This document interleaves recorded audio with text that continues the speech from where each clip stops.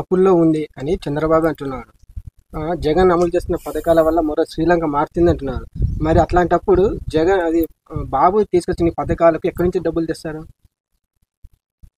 రాష్ట్రం విడిపోయి ఎన్నో ఇబ్బందుల్లో 16,000 కోట్ల లోటు బడ్జెట్లో ఉండింది.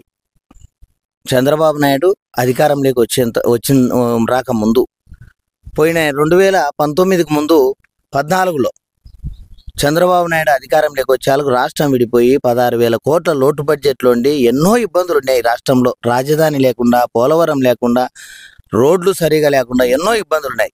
అన్నీ నెరవేర్చుకుంటూ ఆయన అనుభవంతో, ఆయన పరిపాలన చాకచక్యంతో ఎన్నో పనులు కూడా చేసినాడు. తెలంగాణలో కూడా హైటెక్ సిటీని నిర్మించి బ్రహ్మాండంగా ఎంతో మందికి ఉపాధిని కల్పించినాడు. కాబట్టే ఆయన అంటే నమ్మకం ఉంది. ఆయన అంటే ఒక ముందు చూపున్న నాయకుడు, అనుభవం ఉన్న నాయకుడు. కాబట్టి ఈ పథకాలను ఖచ్చితంగా అమలు చేసే సామర్థ్యం ఉంది ఆయనకు.